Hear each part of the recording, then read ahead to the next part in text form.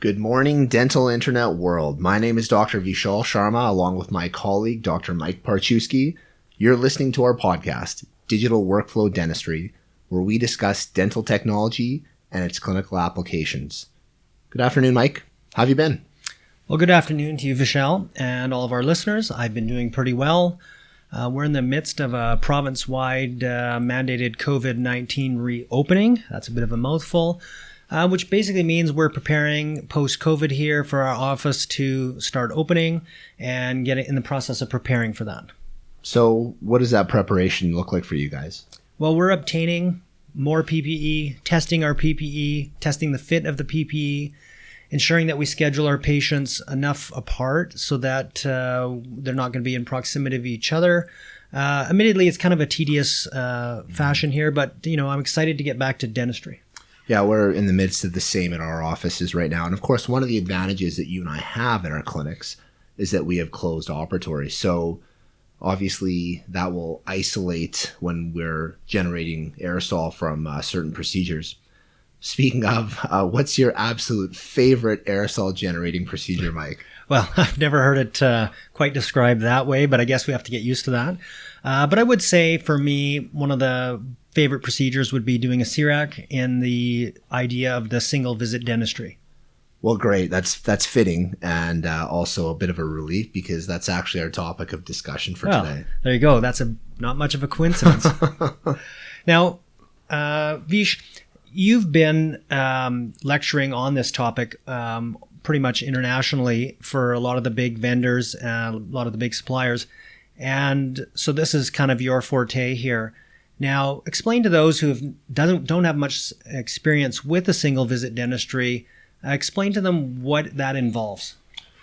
Well, Mike, essentially we're utilizing a high resolution intraoral scanner to capture the prepared teeth. So essentially we're taking a digital impression.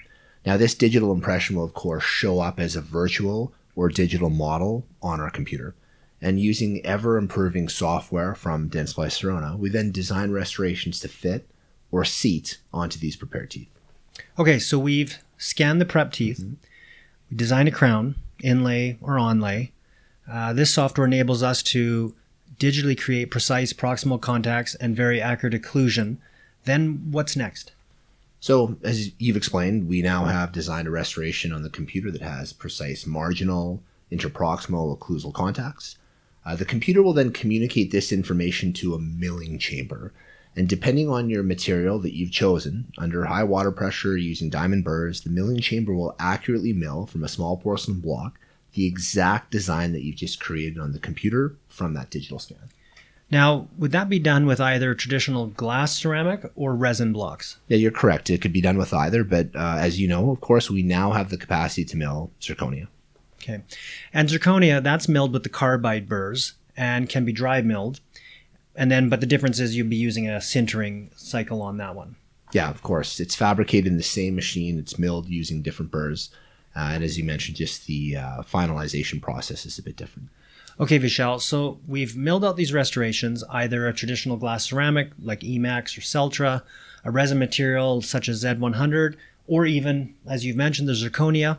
What are we up to next? So it's dependent on the material you've chosen, of course, Mike. If we're using material that requires firing or sintering, as you mentioned, in an oven to fully process, we need to place it in that corresponding oven. Emax, zirconia, they fall into this category.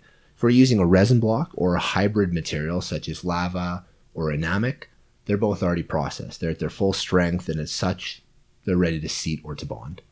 Well, that's a good overview. And just for our listeners to know that in a future podcast, we're going to go into bonding, our bonding preferences, cementation choices, talking about the difference between bonding of the different materials, really get into the pearls that can help with bonding in your office.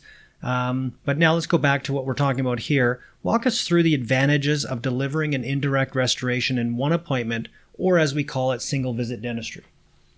Well, the major advantage, as the name clearly suggests, of course, is that there's no need for a second appointment to seat the restoration. So what this essentially means is that we are not taking an impression. So a digital impression is a major improvement over PVS when it comes to patient comfort.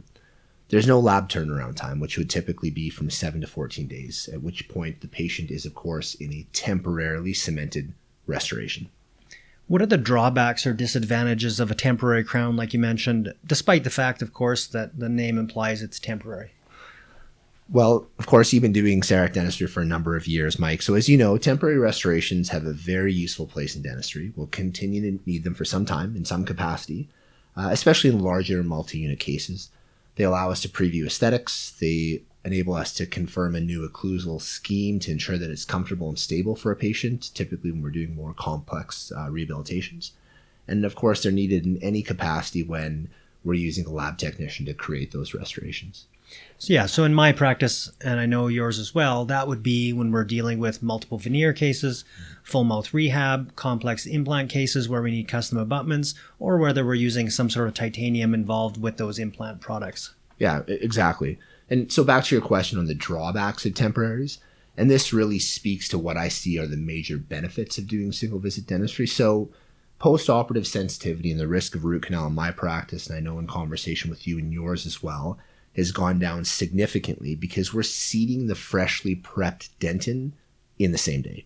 So regardless of how fantastic our temporaries are, especially around a single tooth where we're using temporary cement and certainly a weaker material than the final restoration, there's going to be a greater chance of micro leakage. During chewing, there's going to be some lateral movement because that restoration is seeded with temporary cement. So this all increases the chance of dentinal sensitivity and pulpal trauma. So in essence, if we can bond or cement the crown permanently on day one, this allows the dentin or really the pulp to begin to heal immediately.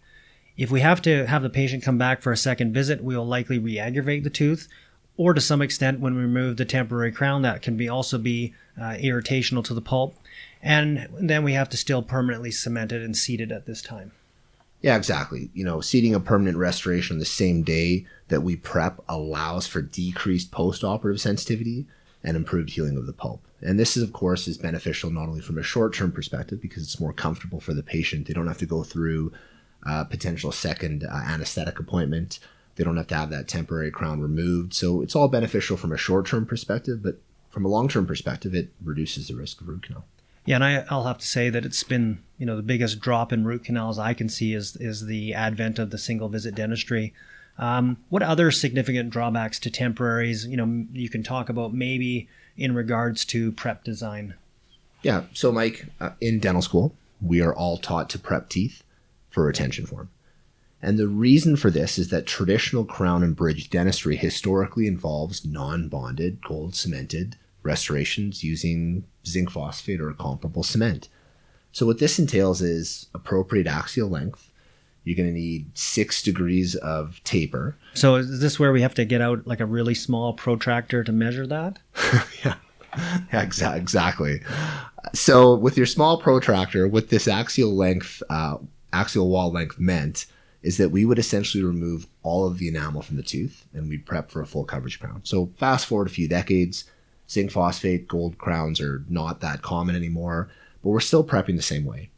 And the reason for that is a temporary crown requires the same retentive preparation to stay on for the 14 days until that permanent restoration comes back from the lab. So in essence, we're preparing the tooth the same way we used to when there was no such thing as bonding.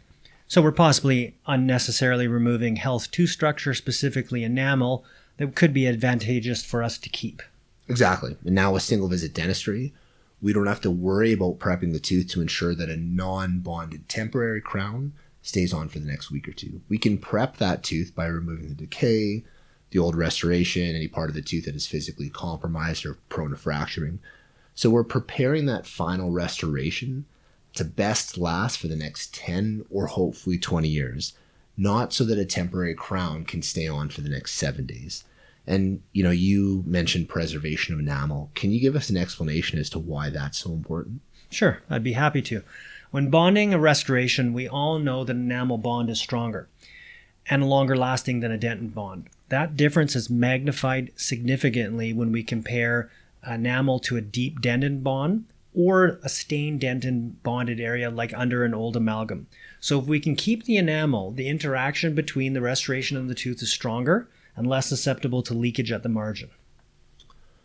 Of course, this preservation of enamel will likely entail a modification, Mike, of the traditional crown prep that removes all that axial enamel And so with single visit dentistry, we can maintain a significant supragingival portion of the buccal and lingual axial walls. So we're keeping a lot of the enamel, and healthy enamel is really effective to bond to. So what this means is that we put a reliance on the strength and longevity of enamel bonding. And you and I both know that it's very strong, it's very durable, and highly predictable. So this works effectively for a permanent restoration, and in current methodology is preferable in the vast majority of scenarios, Mike. But a temporary crown, it's rarely bonded, so it relies on the removal of otherwise healthy and functional buccal or lingual enamel to ensure that that temporary crown is mechanically retentive for the next 2 weeks. And obviously, this applies only to a tooth that does not have an existing crown that we're replacing. Yes. So unfortunately, the enamel's already gone, and there's no amount of sheltering in place or hydroquinone that's going to enable it to grow back. So in summary, one of the major benefits in single visit dentistry is related to patient comfort, both in the short term and also for the long-term health of the pulp. A second benefit is related to the actual restoration and the ability to prep the tooth conservatively and save healthy enamel to bond to. Now, can you summarize some of the other benefits?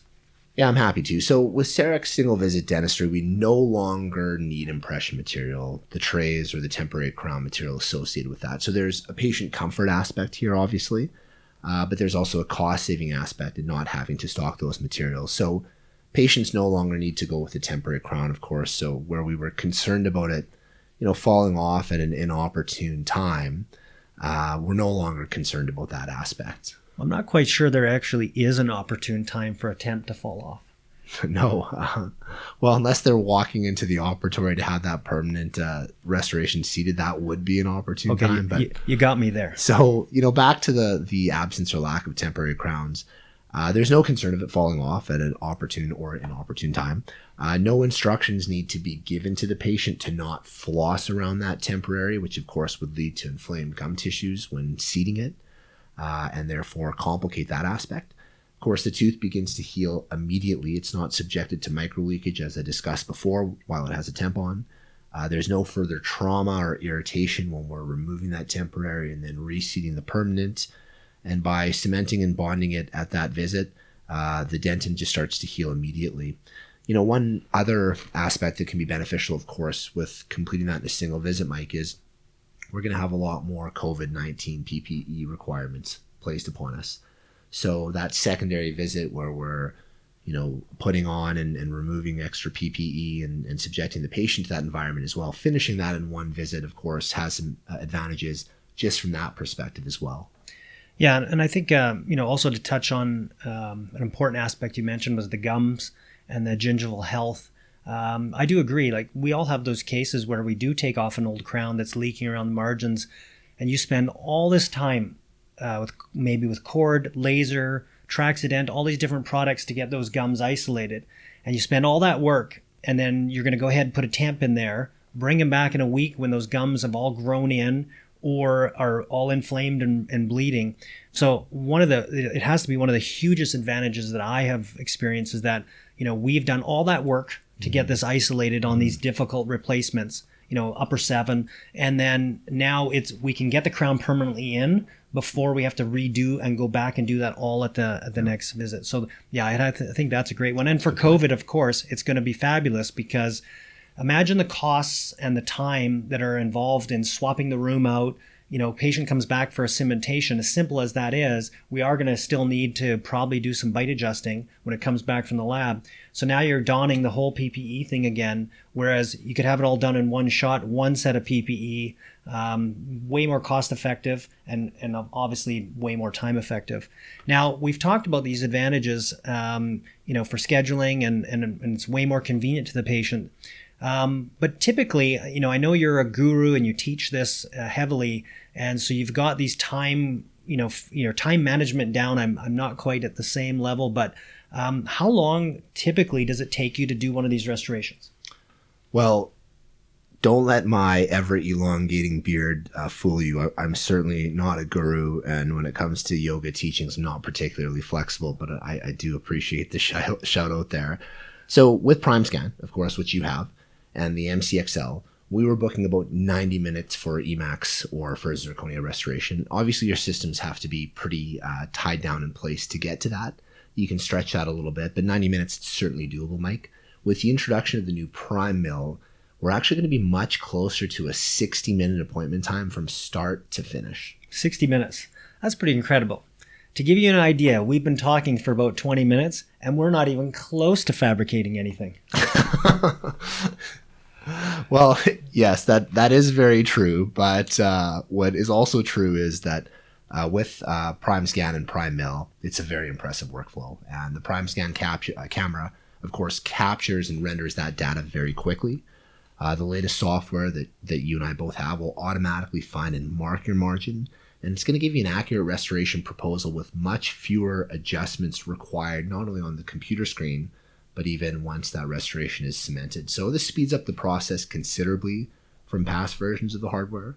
And now with the advent of Primemill, we're now also looking at milling times, Mike, of around 6 minutes. Well, that's pretty incredible to be able to mill a crown in 6 minutes. Yeah, and keep in mind the software from Dentsply Sirona continues to improve. It's constantly evolving. So we're looking at those times even decreasing even more in the future. And speaking of, join us for our future podcast where we will be discussing digital dental exams. Well, thanks, everybody. Thanks, Dr. Vishal Sharma, for joining. And thanks for being here. Make sure you subscribe below, and everybody stay well. And good luck to all the dentists that are getting back to work out there.